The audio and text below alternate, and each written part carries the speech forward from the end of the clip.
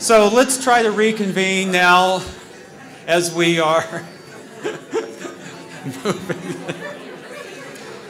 A couple of announcements. I want to invite all of you to the afternoon sessions as well. At 1:30, after we have an hour and a half break, Reverend Dr. Cheryl Sanders, professor of Christian ethics to my left, hello Cheryl, at Howard University, and senior pastor of the 3rd Street Church of God, a dear friend of mine. We went to divinity school together at Harvard many decades ago. Cheryl did her doctorate at Harvard. Her works, Saints in Exile and Ministry on the Margins, are classic studies. Good friend of Dr. Perkins over the years. Cheryl Sanders will speak on the theme, John M. Perkins and the Social Witness of the African American Church. That's from 1:30 to 2:45, from 1:30 to 2:45 in this room. That's followed by a panel on Richmond community development with Don Coleman, Pastor Coleman, and Corey Whitmer, Pastor Whitmer, who are co-pastors, associate pastors of preaching and East End ministry at the 3rd Presbyterian Church in Richmond. And then the final panel of the afternoon from 3:45 to 4:45, Reverend Sung Shang Ra. Dr. Ra is a professor at Church Growth and Evangelism at North Park Theological Seminary, and he will speak to the provocative theme, Whatever Happened to Racial Reconciliation. I commend his wonderful new book to you, which is on the back. My father, who's a Baptist minister in Atlanta, called me the other day. I'd given him a copy of this new book, and my father called me about a few days ago, and he said, have you heard of this wonderful new book by Sung Jung Ra? And I said, well, I gave it to you. He said, it's the most exciting, one of the most exciting things that I've read in a long time. So a lot of exciting events yet to come. Alex Davis, Alan, thanks for being here. Check out Alex's work and music at alexmejias.com and on MySpace and all sorts of other places. Thanks.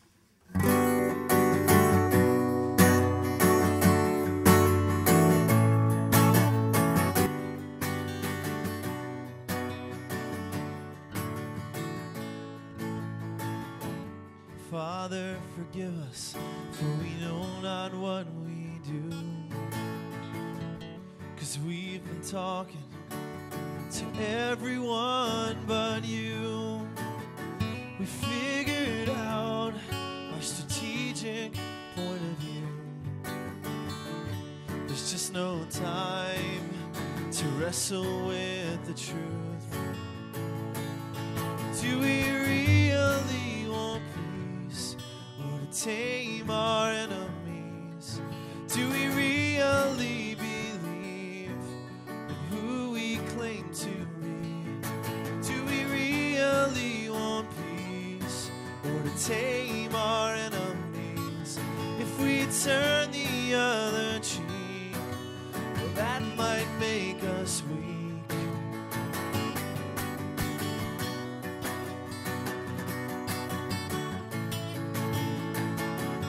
Father, forgive us, we took your name in vain, followed our fears, and then we passed the blame. So many lost, so many left in pain. Is there any measure of hope left to reclaim? Do we really want peace, or to tame our enemies? Do we really believe who we claim to be? Do we really want peace, or to tame our enemies?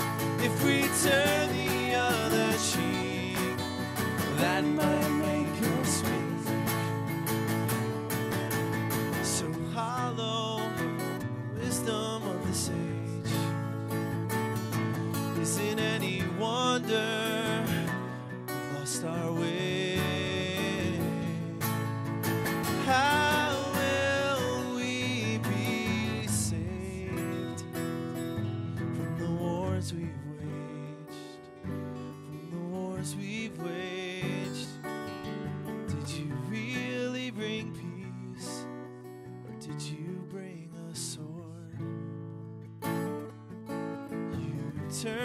other cheek. What you do that for? Do we really want peace, or to tame our enemies? Do we really believe who we claim to be? Do we really want peace, or to tame our enemies? If we turn the other cheek, well, that might make us meek.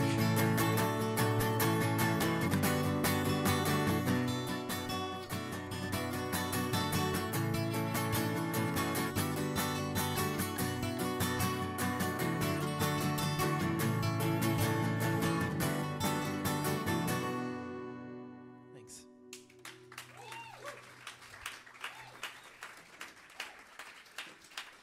This next song was actually given to us by Greg Thompson, who's here with us, who taught me this song because he wrote the music. And it's just a wonderful song of, I feel, confession, repentance, and turning to God. And the chorus is really easy. It just says, by thy mercy, deliver us, O Lord. And I think you guys will, some of you already know it. And as we go on, feel free to sing and join in as you feel comfortable.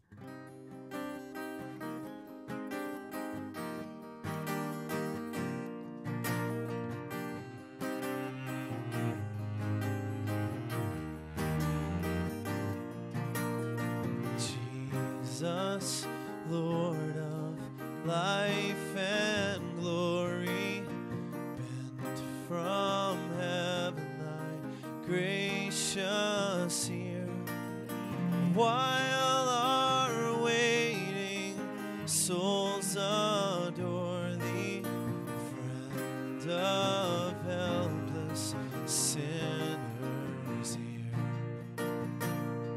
By thy mercy, oh, deliver us, good Lord.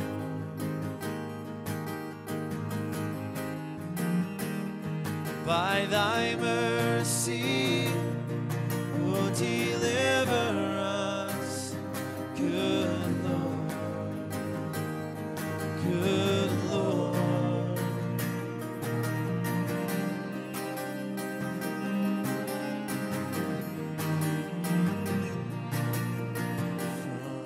The depths of nature's blindness, from the hardening power of sin, from all malice and unkindness, from the pride that lurks within. By thy mercy, oh, deliver us, good Lord,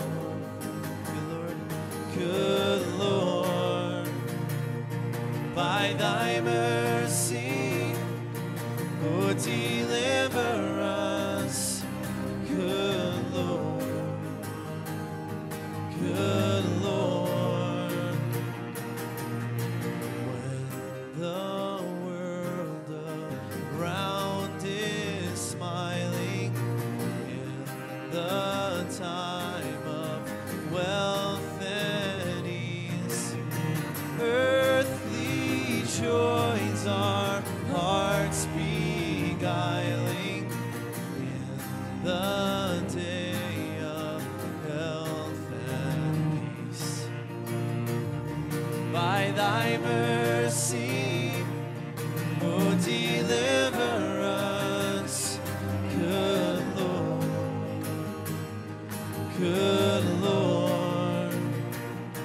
By thy mercy, oh, deliver us, good Lord,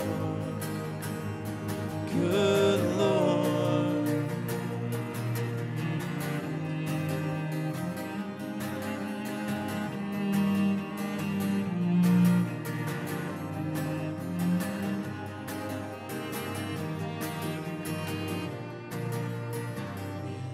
The solemn hour of dying, in the awful judgment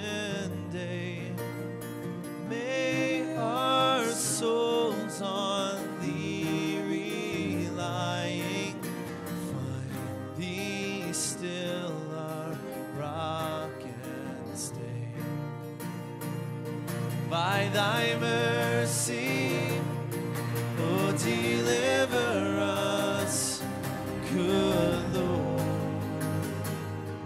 good Lord. By thy mercy, oh, deliver us, good Lord, good Lord. Let's sing together, by thy mercy, by thy mercy, oh, deliver us, good Lord, good Lord. By thy mercy, oh, deliver us, good Lord, good Lord.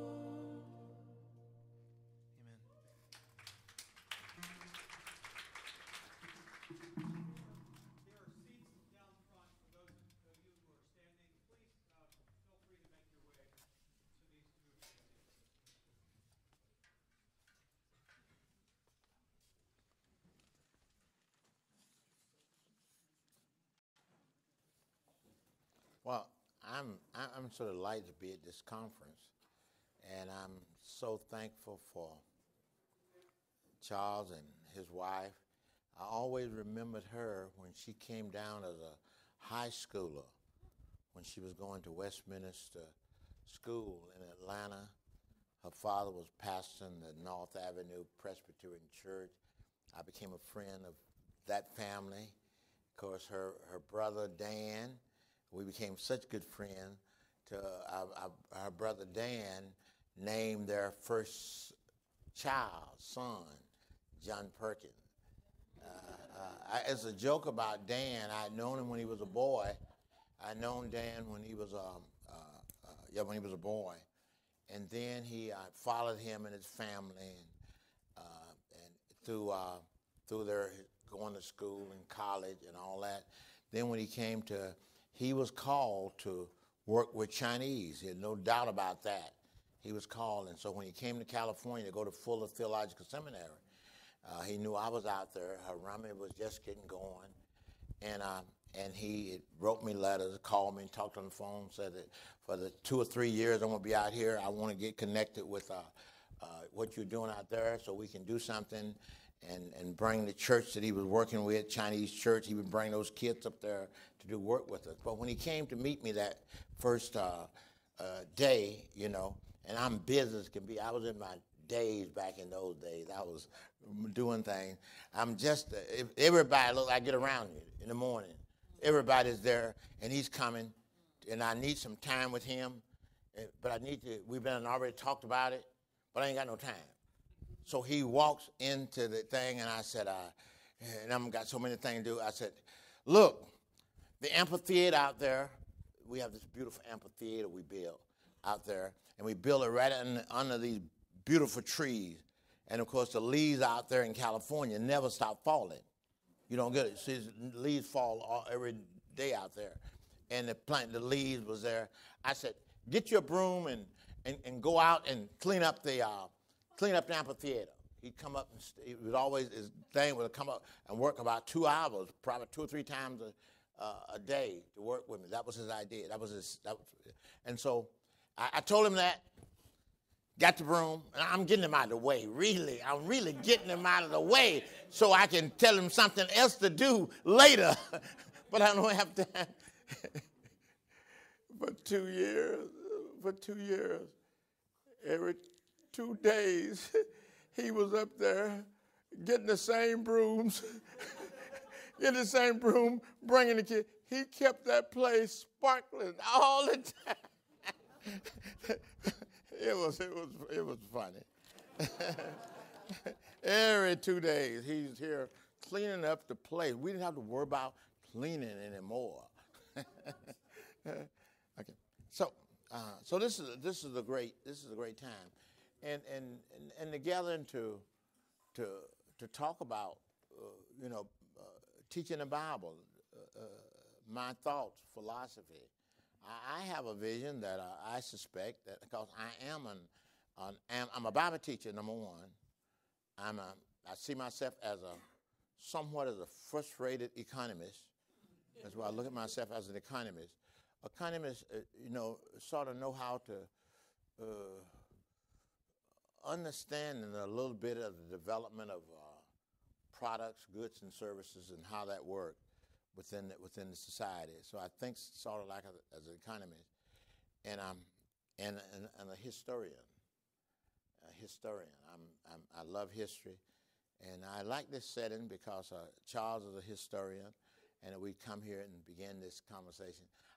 I believe a historian is a person who sort of ought to understand the time in which they're living, and they reflect upon that, write it down, enact about it, and then about 50 or 60 years after they're dead, you know whether or not there was a historian.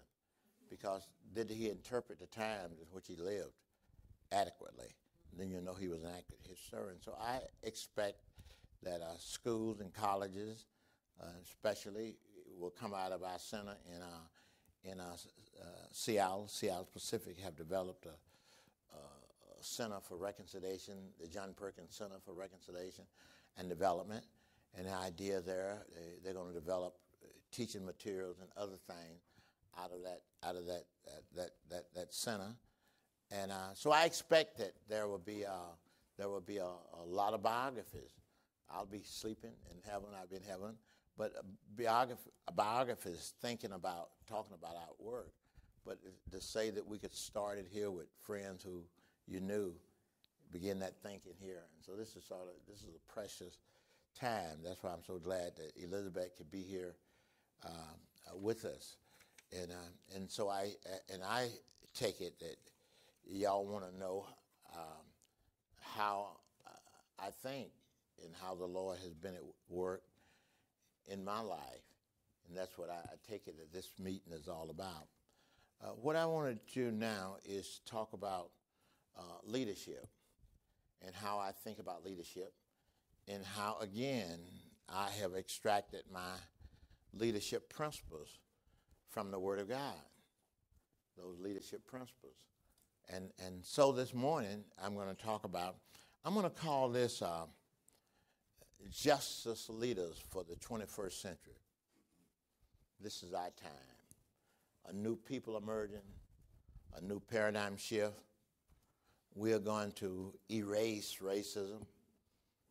We're going to do for racism for what we did for the word nigger. We're going to make it the bad word. It's the N word. So we're going to erase that baby. That's our job, is to remove that from the Christian practical idea. It has no place in the Christian church. We won't be able to move it completely, but boy, we did that with nigger, didn't we? We pretty well done solved that old baby. You know. So now we got to do that with racism. Nobody want to be a racist. Calling a white person a racist today is like calling them a nigger back then in those days. So we can do something. We can make a difference. We can make a difference in this world. And so what we want to do then is talk about leadership for the 21st century. And that's my thought. The passage that I'm looking at, I'm extracting this from, is the life of Moses. Moses is the original leader as far as God is concerned, with the task of setting up a model of justice within a nation which God was going to be a part of, because he was going to be a part of that nation, because out of that nation he was going to incarnate himself here on earth and show us what God is like. And it's the Moses guy who he's going to use to shape this nation and to shape his ideas. And he's going to meet with Moses face to face, and he's going to begin this process. So Moses becomes the pivot biblical leader, becomes the kind of a model leader that people who do God's stuff, who represent God, should be modeled after. Moses himself said it. He said, God is going to raise up prophets, leaders like myself. Of course, he was looking all the way through to Jesus too, but he's going to raise up leaders like me whom the people are going to obey. So Moses then becomes this model leader that God raised up, that we can learn from his life the way he led in society. And so we're going to go then and look at Moses, and we're going to extract some principles from Moses' life.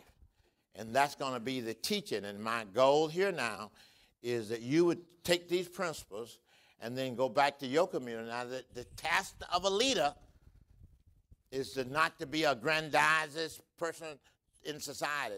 The task of a leader is to produce other leaders. You get the idea.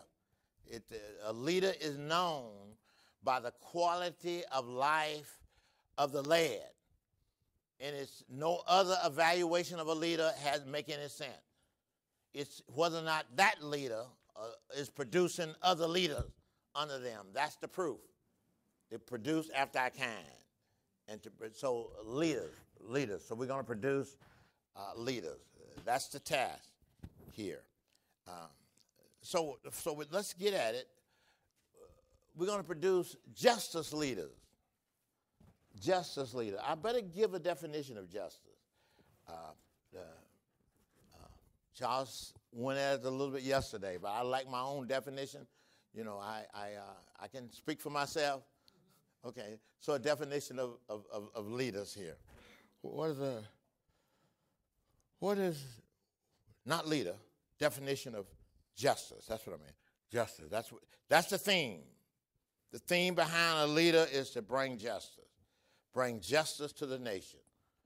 Bring justice to the nation. That's the whole idea. That's the theme of the Messiah. The Spirit of the Lord God is upon me, for he has anointed me to preach the good news to the poor, to proclaim the year of the Lord's redemptive jubilee. And that's justice and equality within society. So justice also was God's motivation for redemption. Keep that in mind. And when Adam sinned in the Garden of Eden, God had a major problem on his hand. He had a major problem on his hand because he had created us for his own glory. And now his glory has been interfered with.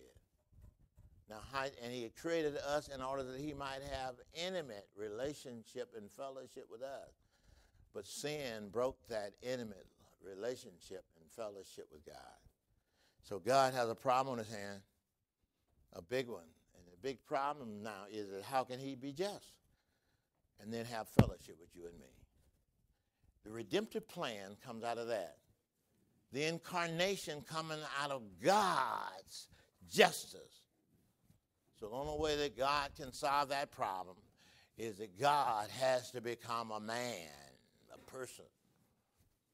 You have to become the second Adam. And he must live the kind of life that he wanted lived.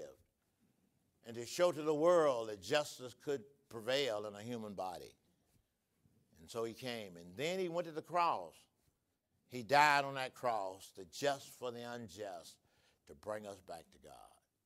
So justice is, so to have a gospel absent of justice, the big mistake that the church in America made when it accommodated slavery.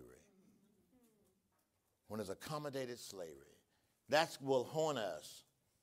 That will haunt us. And then we made a wonderful declaration of independence and all of that stuff, that man was created equal and was endowed by their creator with certain rights, among those of life, liberty, and the pursuit of happiness, and then we relegated that to white peoples only. That's hideous. That's big. It's almost witchcraft. It's almost witchcraft. Because it's pretending we're doing something we're not doing. So we have a problem. Justice is a biggie. It's not a little isolated workshop. It's a big thing. And so the church was come here to bring justice to Messiah. Lo, I come, as it is written in the volume of the book, to do thy will, O Lord. To do thy will, O Lord. God's will is that we love him with all of our heart and all of our soul, and then to love the other humanity as we love ourselves. You understand? It's a biggie. It's a biggie. This is not a little isolated thought we're dealing with here. And so he raised up leaders then to bring justice to the people, to the nation, to the nation. They shall call his name Jesus, for he shall deal with our big problem, sin. Sin is the interference of our relationship with God and our relationship with each other. These things I write unto you that you might have fellowship with us. And truly our fellowship is with the Father and with the Son, Jesus Christ. Sin stops us from that. But if we confess our sin to God, he's faithful and he's just to forgive us for our sin and to cleanse us from all unrighteousness. So justice then, what is justice? Justice is a stewardship issue. It's how we steward God's creation.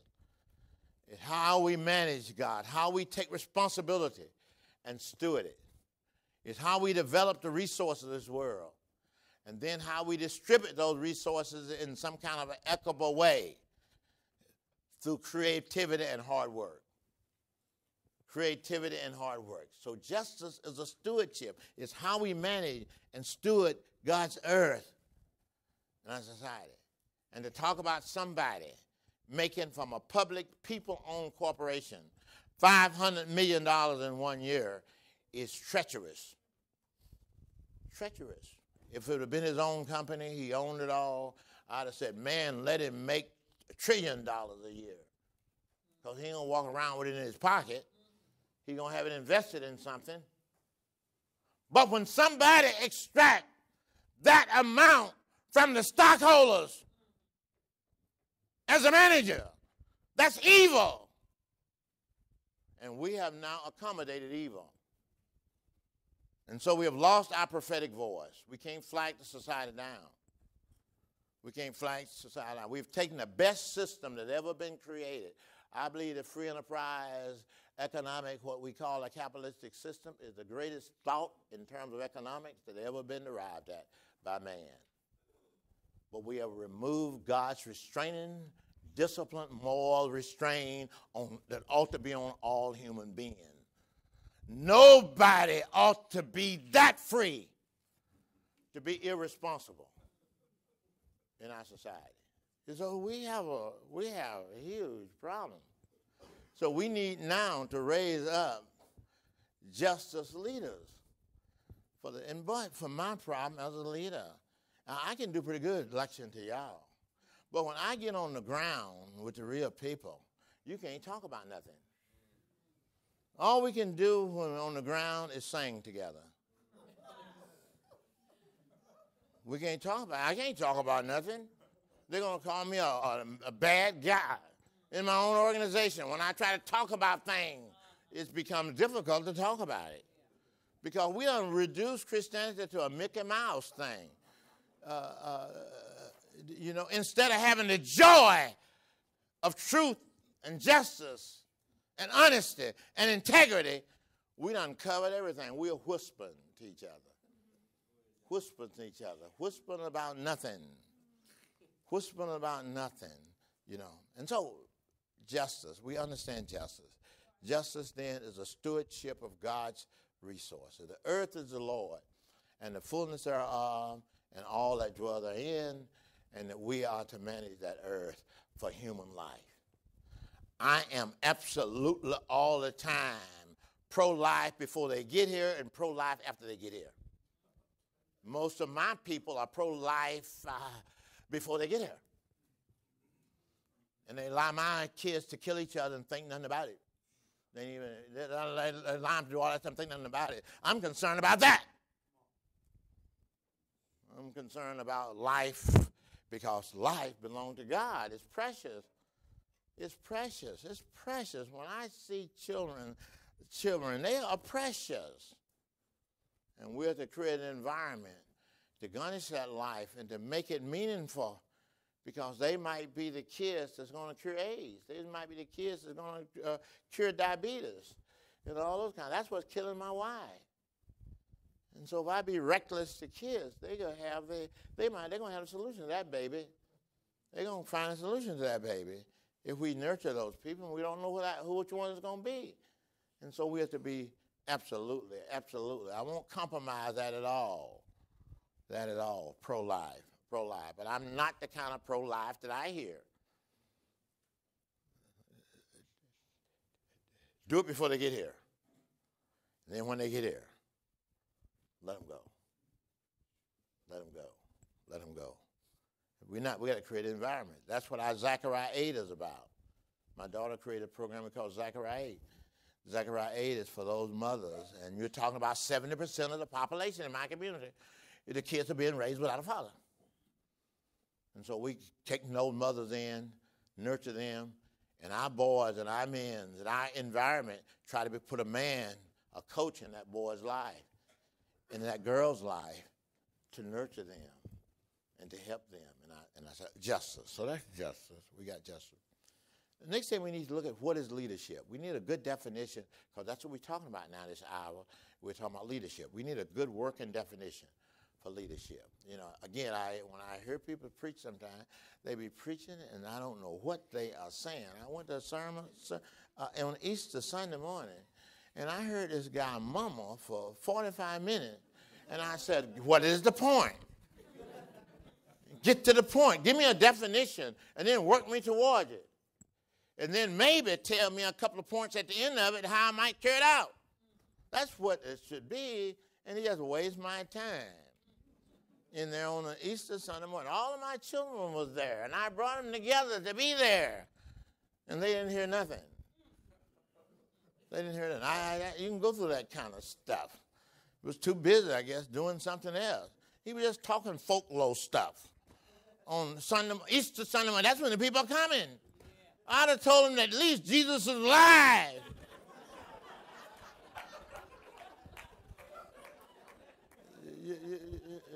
You know, and we put up with that. Everybody sort of sneaked out of there and went out shaking his hand. And I tried to ease out around him.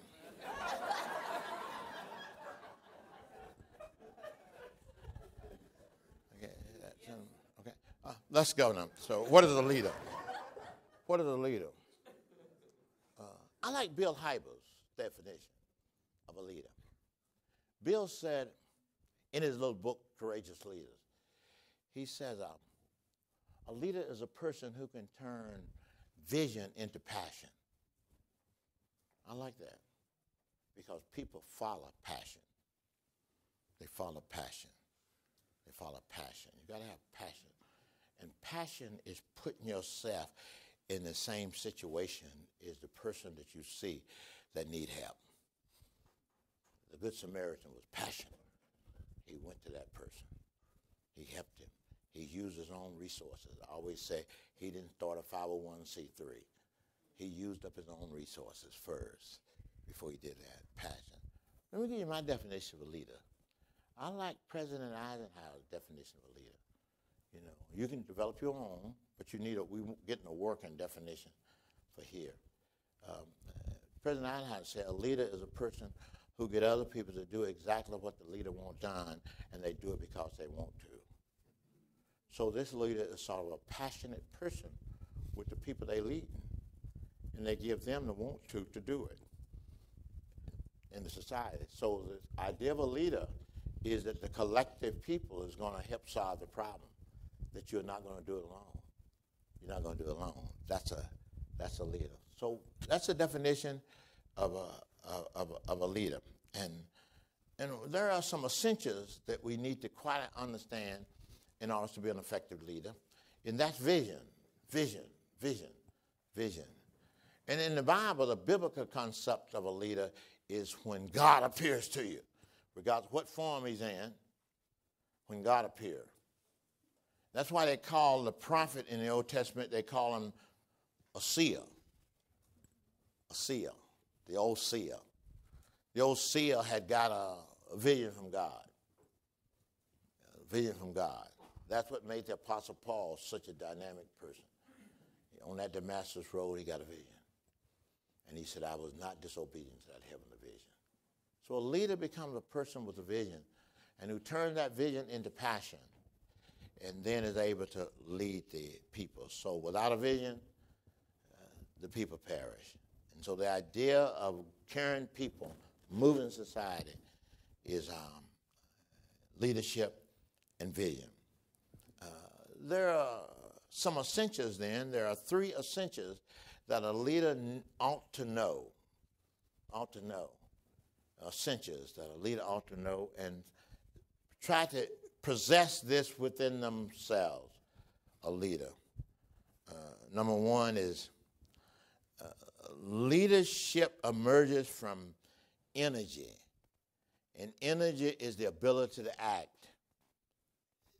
Moves you. Energy. And so the leader's job then is to organize energy. What makes Nehemiah the great leader? He understood the source of leadership is the source of energy for the believer, of the force of energy for the human is joy. Now we can confuse that joy with happiness, and the music industry can rip us off. The football players can make entertainment us. We can confuse that with entertainment. You can end up then with these football players making all these billions, and these entertainers are making all these billions, because the human being wants joy. They want fulfillment in life. And so what creates motion for the Christian ought to be the joy of obedience. The joy of obedience. They build the walls because the people had a mind to work, and the joy of the Lord was their strength. The church went out in the midst of persecution, and because they counted the joy to suffer shame for his name. So joy, energy. They need to know something about energy. Number 3 is intelligent. I use vision as one of those. Number 2 was energy. Number 3 here is intelligent. How do you utilize intelligence? That makes it hard for us as preachers because we'll get the vision and then we don't know how to utilize the intelligence around us. And we think we got to know more about everything than anybody else. I don't want people working for me who don't know more than me. I don't want people. I'm a 3rd grader. I can't carry out much. But boy, I want some leaders around me. Sometimes I go to schools and colleges and speaking, and somebody want to drop out of school and come join with me. I say, we got enough ignorance. Stay in college and get your education and bring it with me. Bring it with you. Now I got something. So you got to know how to understand. A leader should lead out of vision in society. And to bring on the educators. I know I used to be starting these health centers in Mississippi. Out in the country, I'm starting a health center, getting them going. I'm telling the people, we're going to start a health center out here. And somebody come to me and say, are you a doctor? I said, no, I'm not even a nurse. But I know when people get sick, and I can hire some doctors to make them well. I'm supposed to be smarter than the doctor because I'm running the health center. I want the doctors to be smarter than anybody there in that place and smarter than me. The only thing I want them to know is they're working for me. That's the only thing I want them to know. That's the only thing I want them to know is that they're working for me. You know what I'm saying? And so because I'm the leader. I'm the guy who had this idea. I'm the guy that had the vision. And so I'm not threatened by them. Man, I can barely get your name out of my computer. I have to have somebody to help me do everything in this eye. But that don't minimize my leadership. That's why I sent you to school to learn how to do this gadget. I didn't learn how to do it. I preach all over the world. And people say, I'm Latin America, I'm always down. I like that because they like my preaching in Latin America. And the interpreter helped me, give me time to think. While he's getting that stuff out, I'm thinking of another thing to put in there. Boom. So I like the interpreter. So I like somebody say, you standing all night, can you speak Spanish? I don't have time for that. I probably couldn't learn it no way.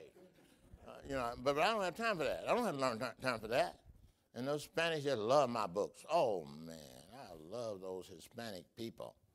I love Hispanics sort of special because they work hard. That's why I can't understand all of this fussing about a few immigrants. Because when I go out to California, the only people I see in the fields getting my grapefruits and getting my stuff, getting my strawberries is Hispanic people. I'm a fool talking about running them away. And I see people, my folks walking around empty-headed. And I don't want to do all this with the Hispanics. Well, I wish that the Hispanics would go on strike for a week. Then we'd cut out this junk. We wouldn't have nothing to eat. It wouldn't take much for me to go to that track.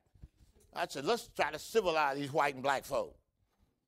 Let's try to civilize these people and realize they're the ones who are picking this stuff. Boy, we left them cotton fields, and we blacks ain't been back out there. And white folks ain't never been out there very much. Now we're going to hate the Hispanics because they're out there getting our food. This don't make sense to me. I know in California, I started this computer school out there, and I wanted it, man, I wanted it so all of our black people and all the people in my community could get into this computer. That was a long time ago. These Chinese boys down there with this company, they came in there and they put up these computers, man, got me going. Boy, and I'm happy.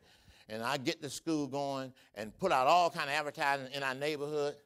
And when you open the school at night, I'm wondering, we got all them computers out there, and I'm waiting on our people to come that first night, and about 25 Hispanic old ladies, people came.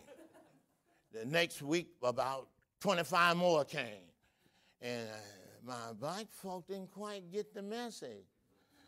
And these got it going, and nothing there. All the spots are closed. All the spots are closed. And then finally some black folk got there. Well, what are you doing? You are running this school for the Mexicans. I said, the Mexican is going to pay my Social Security because they are the one that's working. And I'm 65 years old now. And I'm going to need somebody to pay my Social Security. I open this thing up. See, people come with that stupid stuff. We are looking for somebody to hate. We're always looking for somebody, and you know we hate the people who are working the hardest. That's why they hated us so much. We're the one who farmed the field. We was picking the cotton. We was doing this stuff. It don't make sense. Racism creates a sense of insanity in people's mind. I was preaching too much. Okay, intelligent. I'm just trying to show you how that we need some intelligence in this business. Here. Okay, no. Last one. The last one here is character. Leadership must have integrity. Character. And that's important. Those are the essentials in leadership. And so let me then go to our teaching then. To look at Moses. And what I'm going to do is pick out 7 principles, and then we're going to have some discussion. We'll have a good time this morning about leadership, implementing justice here. Hebrews chapter 11, we have a profile of Moses in about 6 verses. We have the whole life of Moses put into 6 verses. And what I'm going to do then is look at those 6 verses and get what produced Moses. What were the ingredients that went into Moses that made him that courageous leader? Now what we want to do now is that you bring those 6 principles back to your community and begin to teach them.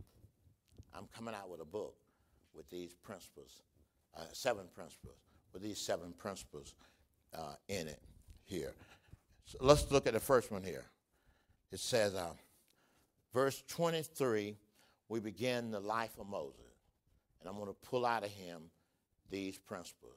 And I'm saying these are the principles that we got to bring back to the community and disciple that into the young folks, and leadership is going to emerge from that. It says here, Hebrews chapter 11, verse 23, beginning of Moses' life here.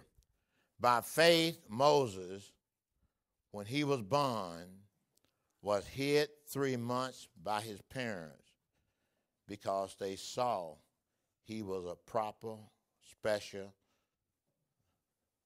child, that God had given them this child for a purpose, and they was not afraid of the king's commandment. What are the three things we draw out of this quickly here? First thing, it started with a family. Family. Family. Families are very important because family is the institution that transfers love.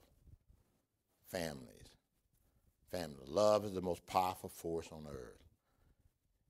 Family. Family. You can say when God, when in Genesis, in the way Moses organized Genesis, in Genesis, at the end of Genesis, you find the children of Israel in slavery. And Exodus then opened. Exodus opened with the people, chapter 1, the people in trouble. Chapter 2 opened with God seeing it, the trouble. His heart is broke. He's in pain with his people. And then he fixed it. He began to fix it. Listen to what it's open says. A Levite went out and took a daughter of Levi. God is up to something big. He's putting a family together. He's putting a responsible family together. He's putting a spiritual family together. The Leviticus people is going to become the people that's going to be stewards of the faith. And it will pass this faith on. The Levitical people. Families. Families. The problem we face today is a nurturing of families. The lack of the nurture. Now, it can go to extreme. It can go to extreme and end up being tribalism. So you got to understand it. Anything can be dangerous if you go to extreme. Extreme. But family, family, family. If you're in my community, what I'm struggling, I know my problem. I know my problem. My problem in my community is families. Families. That's your job, my dear sister, is families, families, families. That's what we work. And this is important. Look, there's only one denomination, and I'm going to say it. I love all the denominations. I'm not an anti-denomination. To me, they're just administration. They're little traps that we get caught in. You understand? So I'm sorry, all right. I'm not fighting against them. I don't have time for that. You know, so I'm not against them, denomination. But just sort of see them as administration. Don't think that your box is tight enough to have all of God's truth. We know in parts, we prophesy in part. You know, when I look at the broad scope of the church, I see that there are certain great virtues that come from all of them. And one of the last ones that holds the family very high today is the Christian Reformed Church. Right, that ain't better than everybody else. That's happened to be one virtue. They don't see the individual member as being the most important thing. They see the family as being the most important thing. The pastors and us leaders should be nurturing families. Of course there's individuals there. We're going to nurture them. But families, because making them responsible. Don't turn your children over to an institution and think an institution is going to do for them, and that's what we do. A good teacher would tell you, I can't raise this child by myself. I need you to help me raise this child. I need to reinforce those virtues that you want to enforce in your child. And so I need contact with you. Don't turn your kids over to this. People used to ask me that when they said, when white kids relocate to the community, what are the children going to do? I said, that's left up to the family. I'm not going to tell them what to do. Don't give your children to any institution. You're responsible for finding the solution for your children. I don't say they ought to do this. Somebody say I'm homeschooling my children. I said, oh, yes, that's beautiful. Somebody said I'm sending my kids to the public school down there because I want the president there. I want the president. I said, this is wonderful, wonderful, wonderful. Don't give your kids to them. You be there, and said, how the kids going to turn out? I want you to know these kids who are relocated and doing this year, in my 30 or 40 years, they have done well. They have done well. My little grandson lived in community. He's here. He's doing well here at the law school. Others are doing well. They are doing. Don't give. You get the idea? You're responsible. Family. You got that one. Number one is family. Family. Nurture the family and bring the responsibility. Number two, what we get out of here is faith. Faith. Faith. By faith, when Moses was born. Well, Moses came from a family of faith, a family of the Leviticus that was stood in the faith. You know, what is faith born in? Faith is born in obedience. In obedience. Faith is born out of obedience to the word of God. So then faith cometh by hearing, and hearing by the word of God. What makes Abraham the father of our faith? He heard the voice of God and he did it. He obeyed it. Obeyed it. So faith is born in obedience. So Moses came from a family of faith. And so it's that he's going to activate. What is the third thing we get out of here?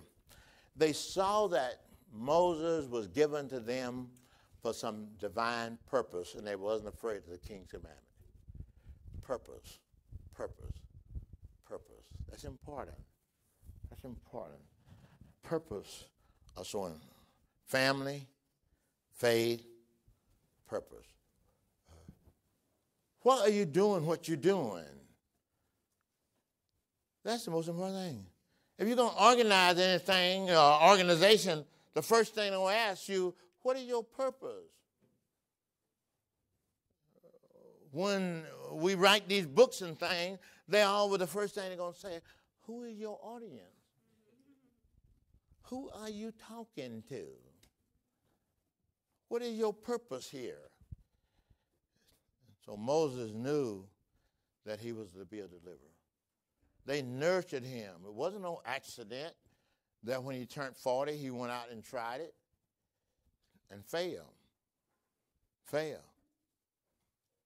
40 years later, after God done trained him how to be a shepherd, he gets him again and called him to go do his work.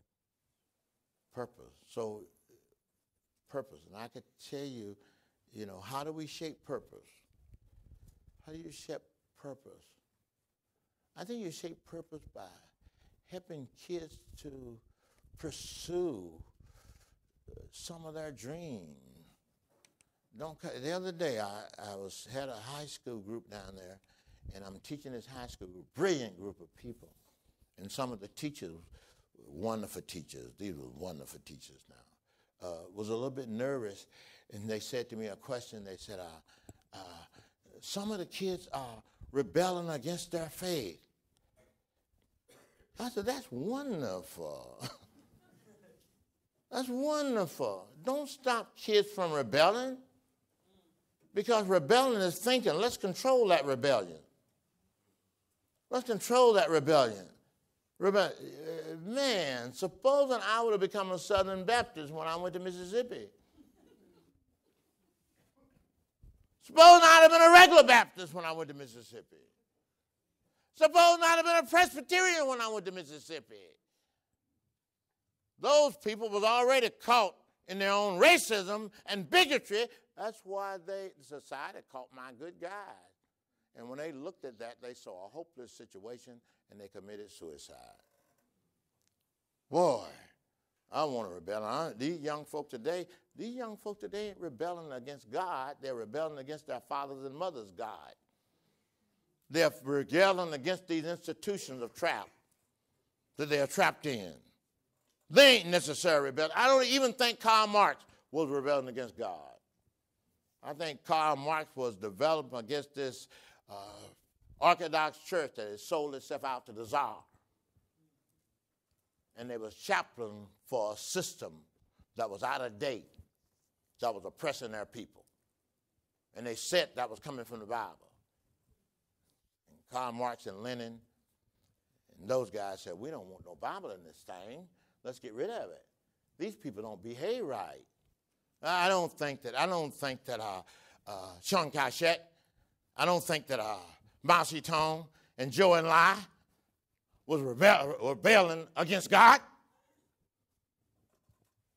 I think they were rebelling against Chiang Kai-shek's hypocriticalness, using God as a means to support the landowners and letting their people live in misery and using God over that. I don't think Latin American people were rebelling against God when they said we want a liberation theology. I think they were rebelling against those dictators that was tied to American and other enterprises and holding them in slavery. Let them rebel. I like Benjamin May's books. That's one y'all ought to read. Remember I said that. Benjamin May said that I was born to rebel. He produced Martin Luther King. He reduced those kids down there. He told them to rebel. But he controlled that rebellion. He did chapel with them every morning. He taught them every once a week. He taught them. He said to him, the world is out there, and that God has bestowed upon each one of you a gift. And that you'll come in here to nurture that gift. And if you use that gift, the world is going to be enriched. If you smother that gift, you're going to deprive the world of the opportunities that God created you to do in life. And so let them rebel, but control that rebellion. Turn that rebellion towards something that is creative in the world to do. And so purpose. I got that. We got that one. Purpose. Number 4, what do we see here in the next passage here? By faith, when Moses was come to years, refused to be called the son of Pharaoh's daughter. But now I'm going to get to the last one here. They was not afraid of the king's commandment. This is the 4th one here. That Moses came from a family of courage. Courage. Courage is not the absence of fear. Courage is to do one's conviction in the face of fear. Heroes are ordinary people who know how to do something good. That's a hero. A hero is a person who do their conviction and do what it is they can do in a time of crisis. That's what makes a hero is a person who can manage fear. Courage is not the absence of fear. Courage is the ability to manage fear. And catch right now. Can't you see that guy who landed the plane on the Hudson? He's a hero. He's a hero. You can. It was almost developed into his character. He only did what he was trained to do, and he said not only that, he said, but every steward on there on this plane, he said that God had the right people on this plane at the right time, and they did what they was trained to do at the right time. And then when he got him up there and trying to make a hero out of him, he said it was this crew. They're the ones who got him off the plane. What I did was I landed it. I landed it in the idea. So, and he managed the fear. And what got me was that he got everybody off and then went back into the plane and searched it out again and came out of the plane. You know, that's what a hero is, a person that manages his fear and do what they've been trained to do. They don't know. Heroes are not accident. The guy who hits the home run with the bases loaded in the 9th inning when they are losing 1-0 is never a rookie. A rookie hits home runs when the rally's going on.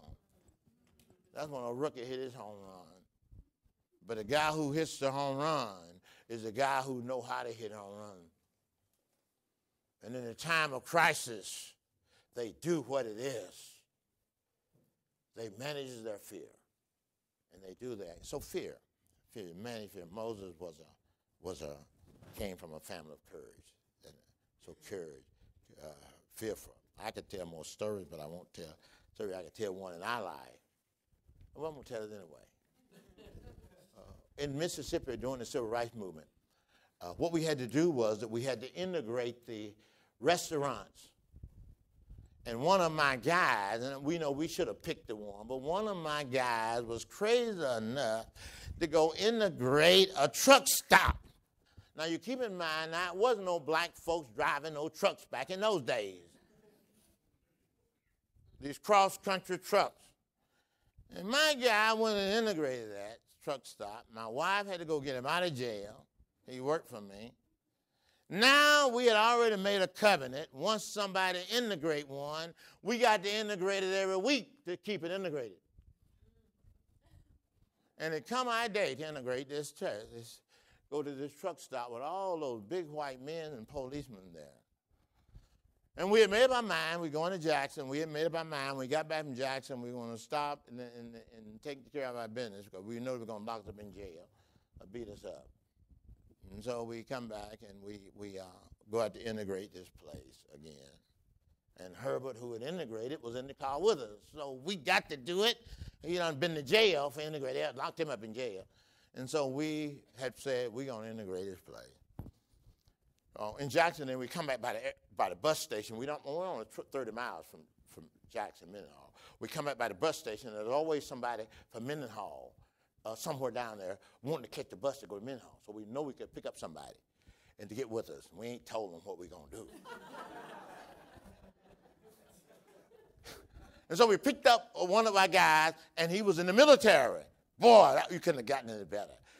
The newspaper's going to be full of stuff. They beat up that soldier. He been over there killing those Vietnamese. And now they beat him up. You know, that'd have been a good story in the paper. We was over there killing them people we shouldn't have been killing. But we was over there killing them, and now they coming home, and they're going to beat him up and lock him in jail. He's fighting for our freedom. That's the kind of junk they would have told us. And so we got him in their car. We ain't told him nothing. We ain't told him nothing. We glad to have him. You know, and so we get to the truck stop. Sure enough, the policemen are there. Sure enough, they're getting lunch. Sure enough, all them big truck drivers are there. Whew. We went in there. I'm supposed to be the leader. I'm scared, man. I'm nervous. I'm scared. But I'm the leader. We got out and we went. I don't see my legs were going to hold me up. We went in there and we sat down, and a girl went over and asked the manager, should I serve him? And the manager sort of nodded his head. We don't want no trouble. Go on and serve him. And so she came over there and she put the plates on the table, and she put the silverware on the table.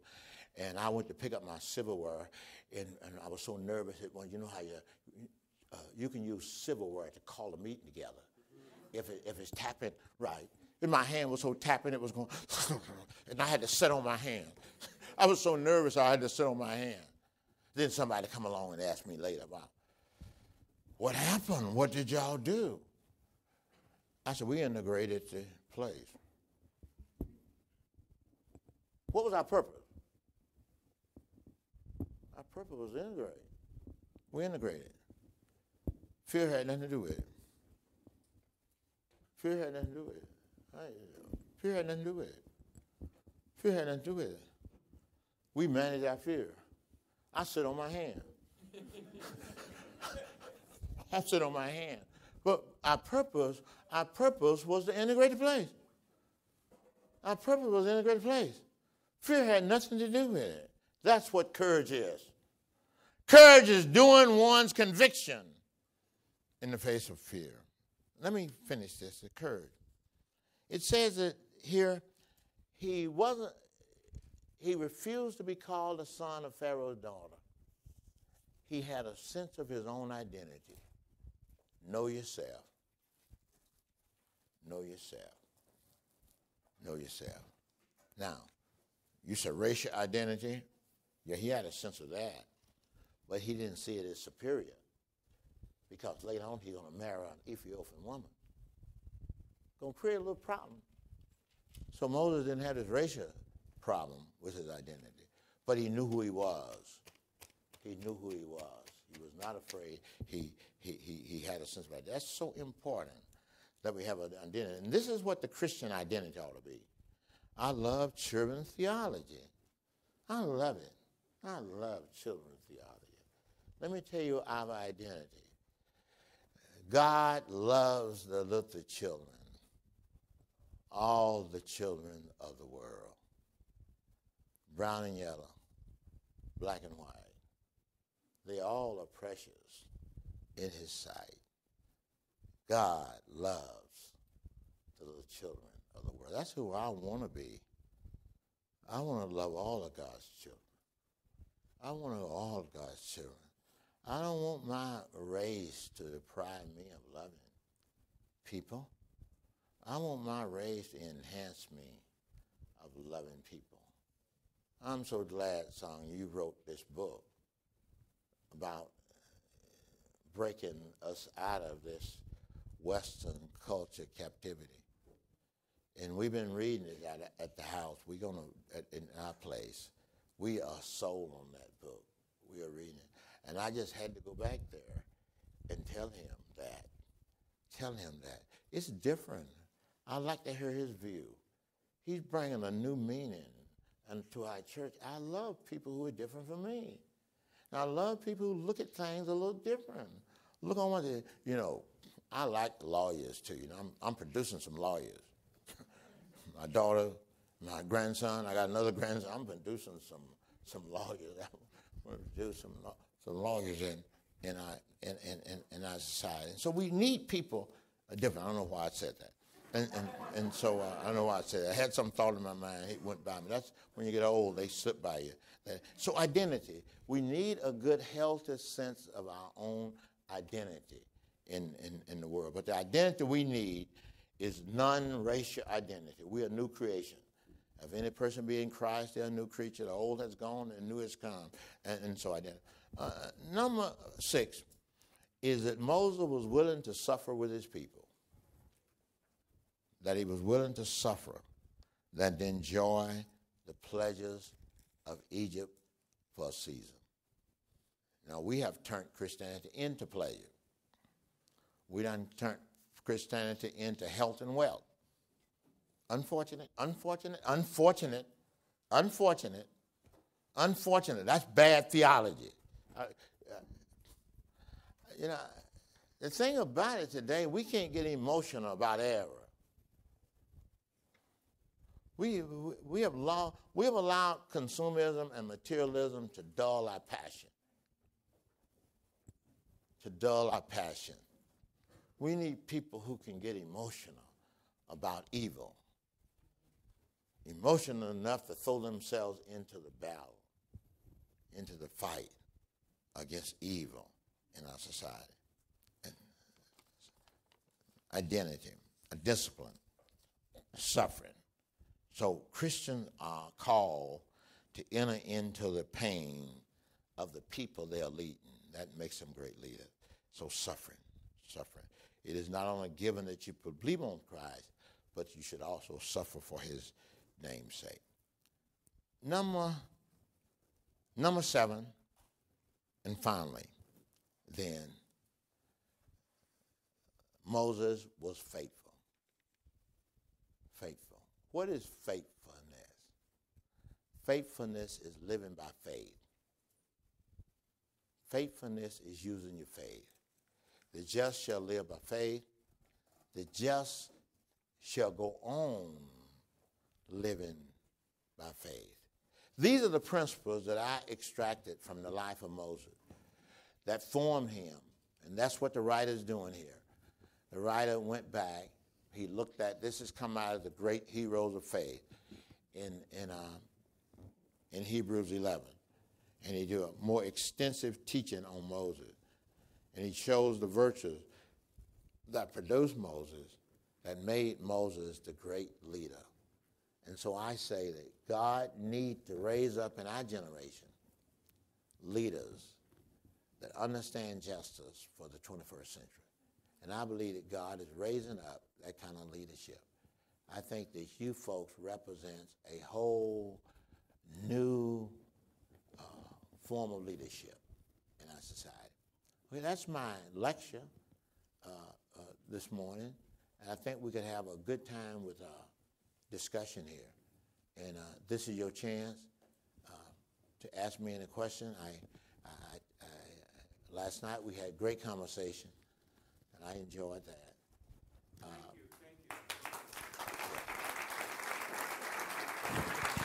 Perkins.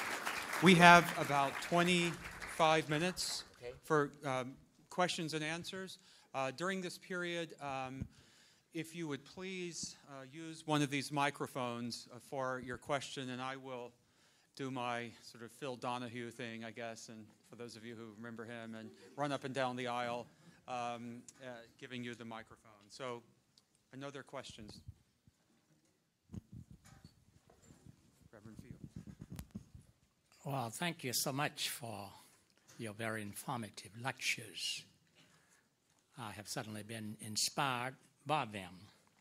You talked a bit about justice, and I want to know how does peace fit into that, and I'm thinking in terms of not only P-E-A-C-E, but P-I-E-C-Es.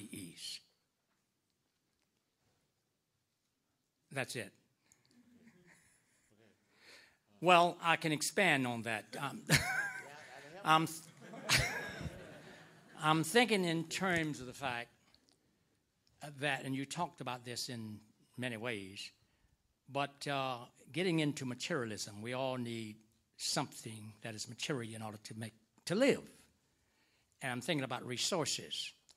And so many times people want others to be peaceful without having a piece of the pie.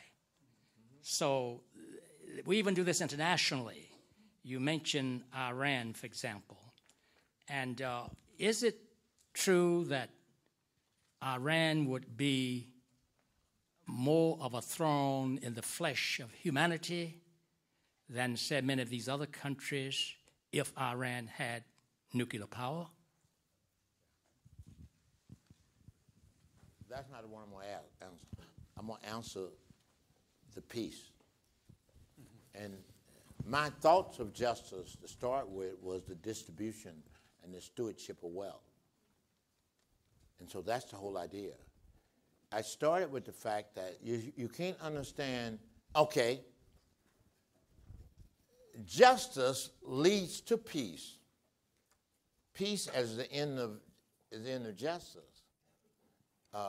And so justice and peace is two sides of one coin. In fact, it's almost on the same side of the coin.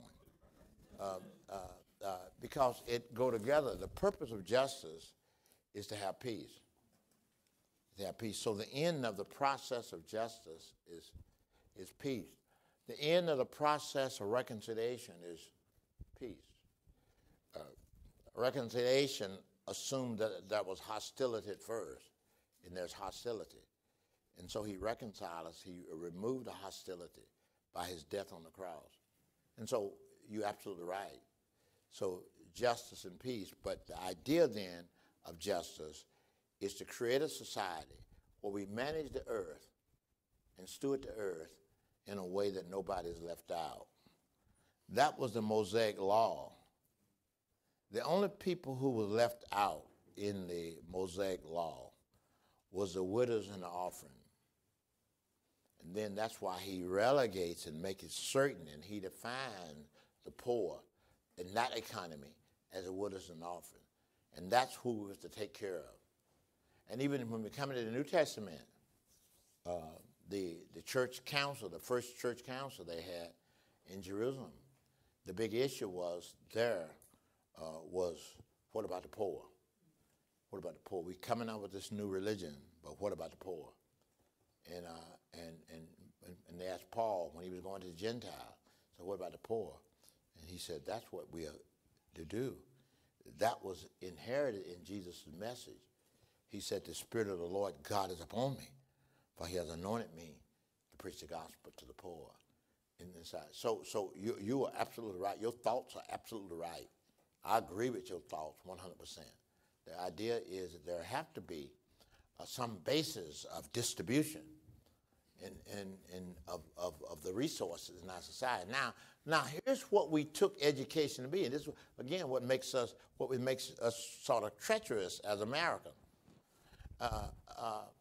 We have taken it in our society that public education was to be the way of guaranteeing redistribution of wealth, and we have made public education free. First 8 years, first 12 years, we made it free.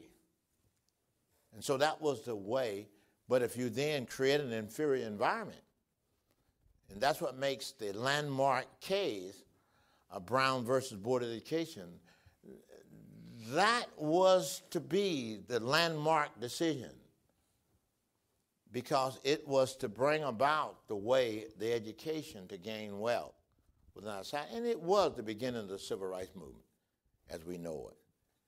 But it ended with the Poor People's March, and the Poor People's March was to bring equity in economic stewardship within our society. So your theory is absolutely right. I see that. And so that is included in my thought, although I might not have made it as clear. But I agree 100% with your thought, your principles. Yeah.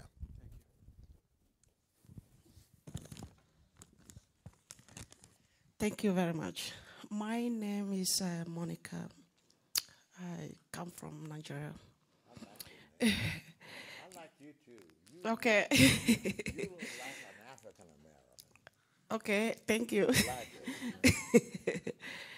like it. You were talking about leader who can turn visions into passions. So I need to know more, because in 1994, when I was teaching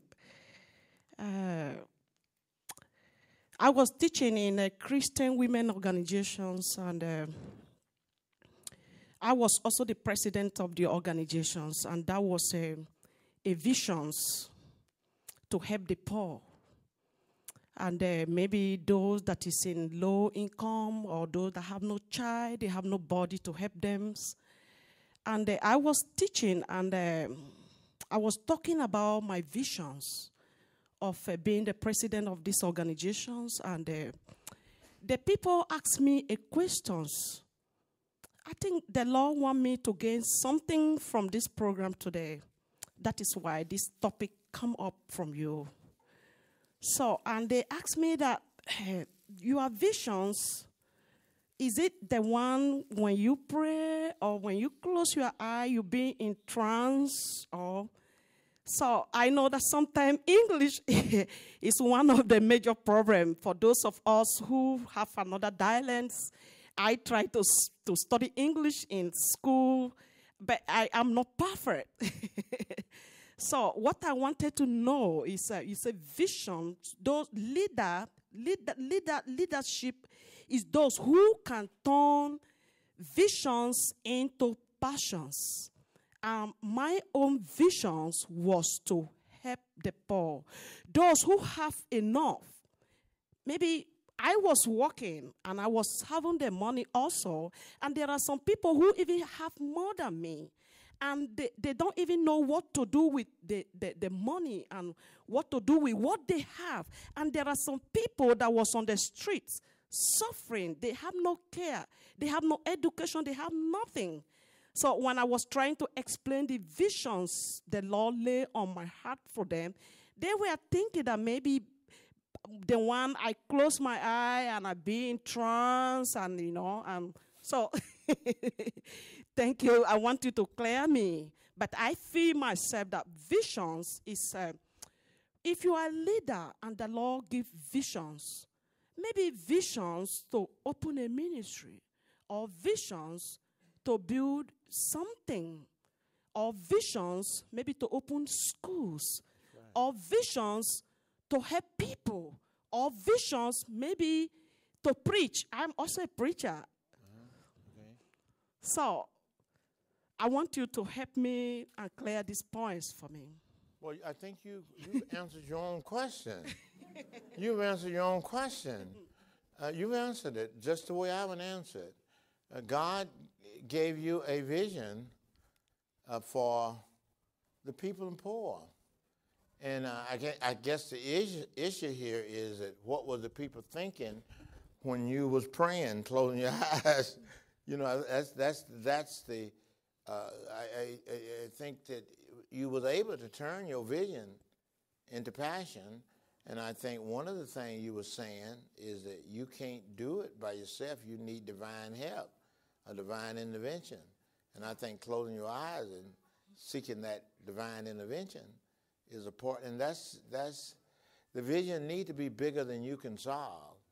See, if you can solve the problem alone, that's a tinky binny vision. That ain't much of a vision.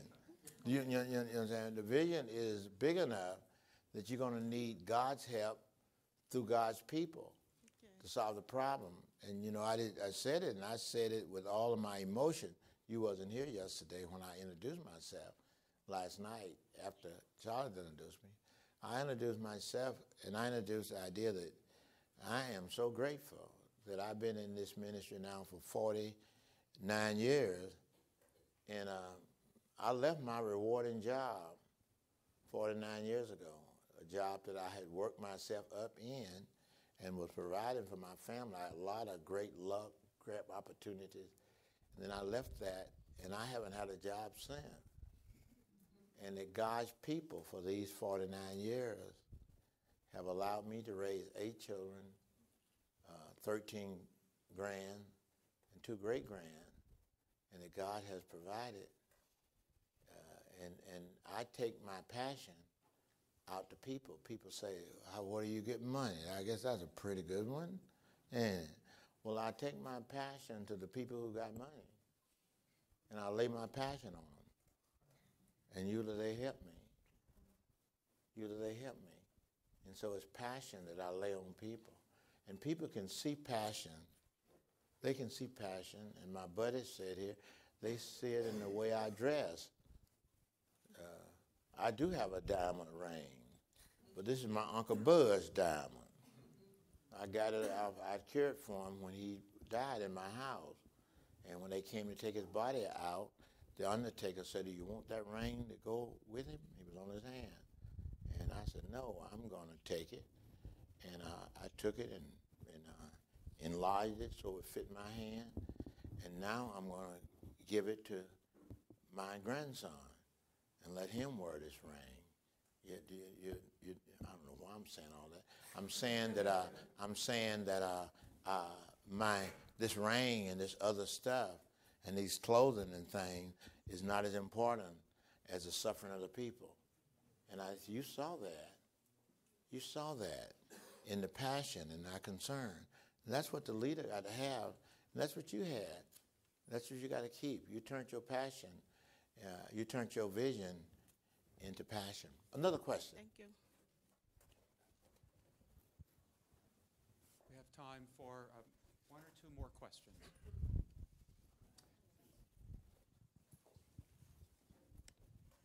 Last night and this morning you talked about moving toward the pain of others, and I have a question for you to reflect on for the church's sake. What does it mean to stay in the pain of Christ enough as a church so as not to create structures of pain for others?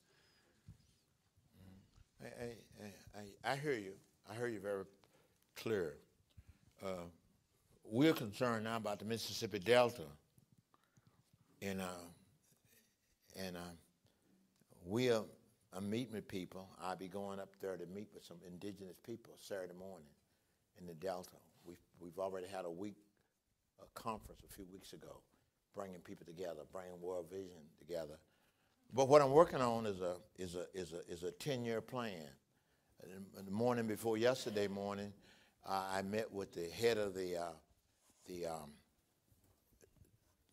Methodist Church in charge of all of that mission in Mississippi. I met with them, and we having a bigger conference in June where we're meeting together in the Delta to talk about it. And what we're doing is doing a 10-year plan, and that 10-year plan is going to be to challenge the churches to get involved in what we're doing.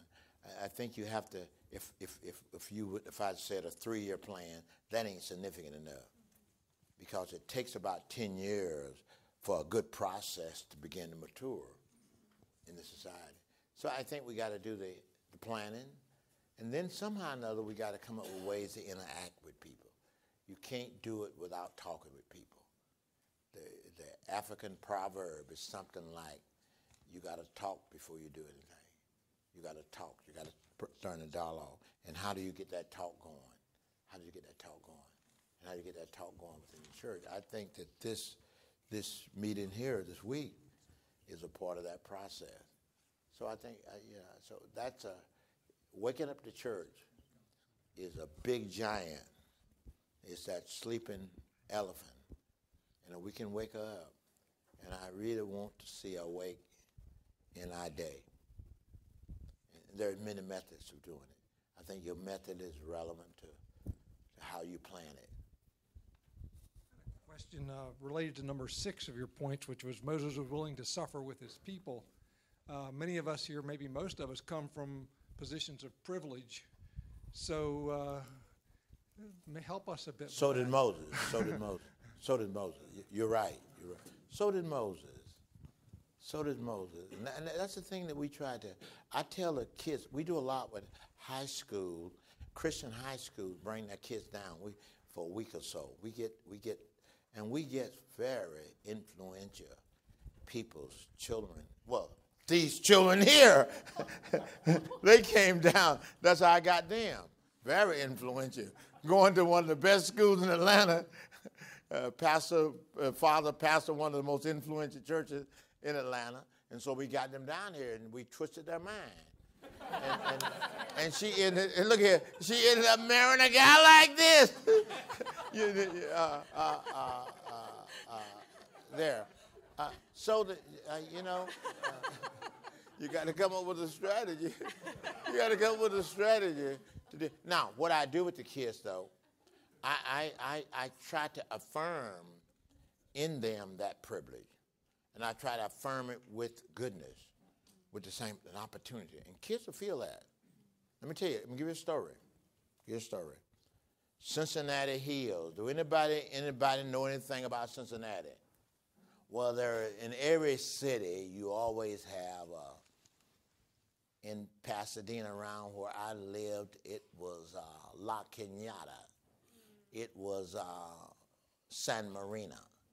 In Chicago is Wanaka. In all big cities, you have these where the elite live at in the society. And so so these kids come down, and they come down, and you talk to them, and they right away see their privilege. They right away see their privilege. And then what they try to do then is run away from their privilege. Said, hold it, hold it. I remember the treasure of Occidental Petroleum, Occidental Hammers, and he was the treasure of Hammers. You know, he used to pick me up at the airport, in not this. What's his other big car? Not the Bentley, the other one. Rolls Royce. He would come out there. That thing would be rattling. Pick me up in this Rolls Royce. It was his daughter came down. Last year we had Jack Kemp's grandson. We had all these kids down there. They come from these elite schools. I get them down there, and they cry. They recognize their privilege. And I remember this girl was talking about it, and she was mad with her parent about they being so rich and neglecting stuff. I said, girl, your daddy sent you down here. Your daddy love you. Now what you got to go back and do is love your daddy and work with him.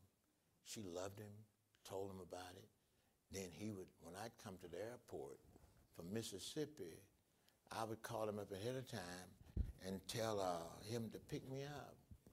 And boy, if I had somebody with me, I was showing off. And he'd come down there to pick me up at the airport. But he then was the financier for World Impact. Y'all heard of World Impact? It's a powerful organization. He was the quiet financial dude behind that because his daughter gave him that passion. So we got to teach them how to go back and love their parent. Otherwise, they get mad. And I can tell you other stories about other people who wants to get mad about their wealth. We got to help them to become responsible with it. Amen. Become responsible with it and recognize that God restored everything. And the Bible says that he takes that wealth and he uses the next generation to give it to the poor.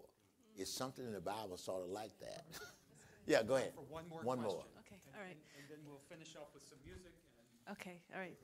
Thank you.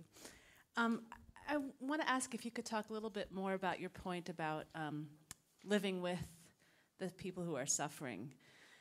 I live in Rochester, New York right now, and we just moved there. And Rochester is one of those places where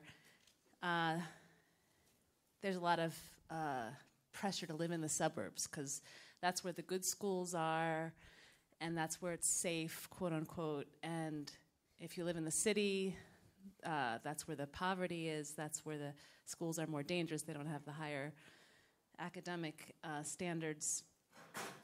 And, you know, my husband and I right now, we live in the city.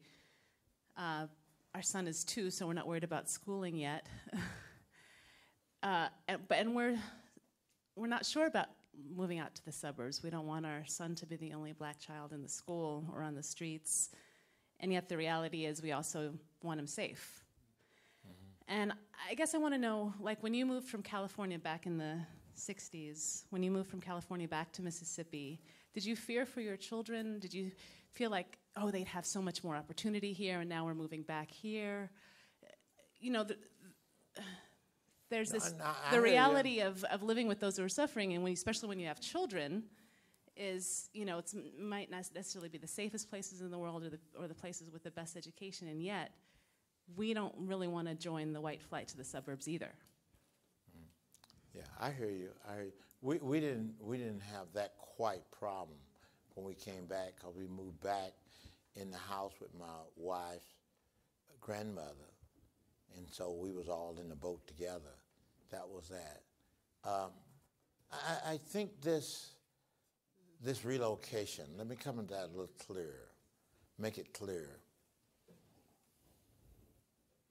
That's a calling. You need to hear that voice. You need to hear that voice. I don't want to make that a legalistic, ought to, got to. We don't want that.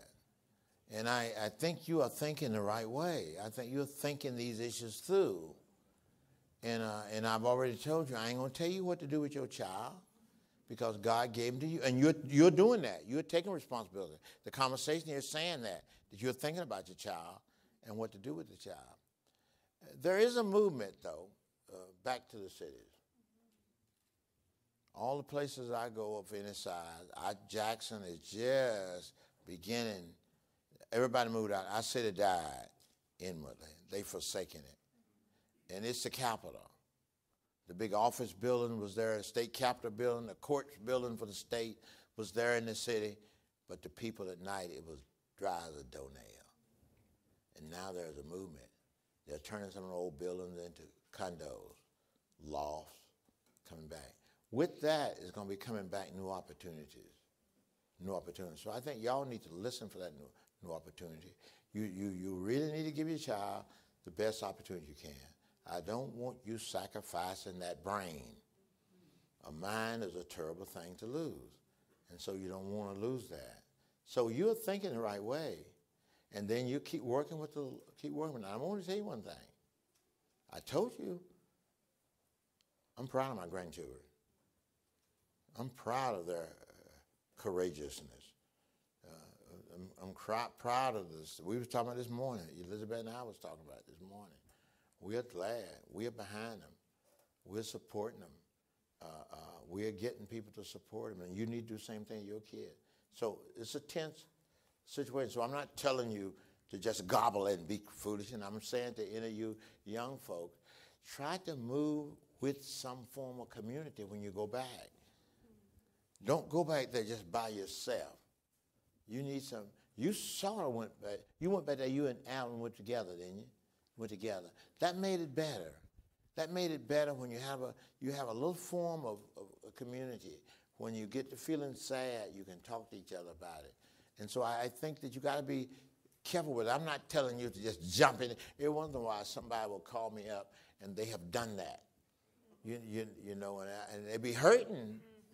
They be hurting, and I be hurting with them in that community. So think about this. It's a calling.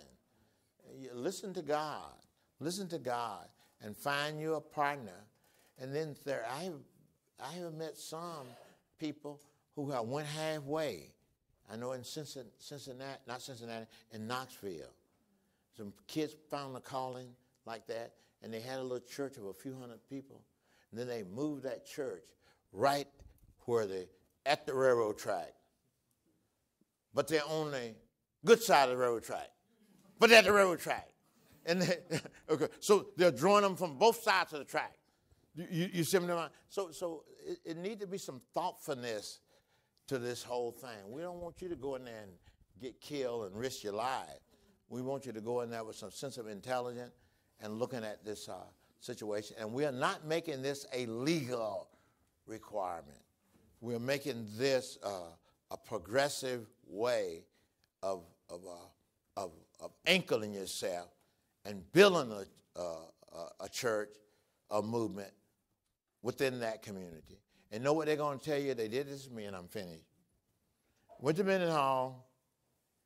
The more successful people, they would even send their kids. But the poor kids didn't have nowhere to go, and we had a bus on a Saturday night, and we taught a youth movement. You get the idea? And that youth movement going there, we are torturing that family, those wealthy families, because the kids don't have nowhere to go, but they want to come down there. And so they don't go. They don't come. The rich kids don't come. The more wealthy kids. This is the truth. This is the truth. 5 years later, you know what they said to me? All you are doing is working with the smart kid. They were the poorest kid. But I gave them purpose. They went to the university. They went to the college. They lived, when I left Mendenhall, it wasn't, are you going to college? It's what college are you going to? That poor, deteriorated community is still deteriorated looking. We've done a lot of stuff there. But the people there go to college. The kids go there. And from that community, my daughter grew up there. And others, another Perkins girl, she become a lawyer. Another girl, I doctor. My doctor is a young lady, came and lived in our house. She went to school. Now she's our personal doctor. Take care of her. These are the kids that was in the ghetto.